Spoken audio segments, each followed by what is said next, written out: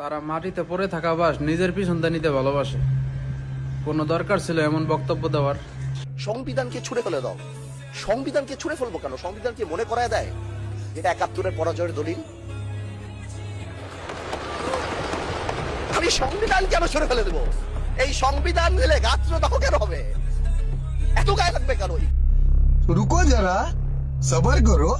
উনি যখন বললেন যে সংবিধান যারা ছুঁড়ে ফেলতে চায় তাদেরকে স্বাধীনতা বিরোধীর সাথে উনি অ্যালাইন করলেন, ত্যাগ করলেন মাননীয় স্পিকার।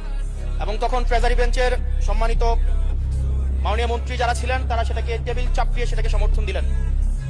মাননীয় স্পিকার, গণতন্ত্রের জন্য যিনি আপোষহীন লড়াই করে গিয়েছেন বেগম জিয়া, উনি বলেছিলেন যেদিন জনতার সরকার প্রতিষ্ঠিত হবে, যেদিন এই পার্লামেন্ট জনতার সরকারের কাছে যাবে, এদিন এই সংবিধানকে ছুঁড়ে ফেলা হবে।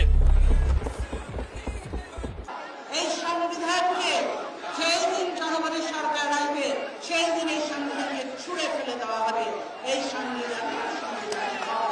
এই সংবিধান ছুঁড়ে ফেলার সাথে স্বাধীনতা যুদ্ধাপরাধীর অ্যালাইন করার যেটার হাততালি তারা দিয়েছেন সেটির মধ্য দিয়ে বেগম জিয়াকে তারা মূলত অপমান করেছেন কিনা তারা সেটা ভেবে দেখবেন।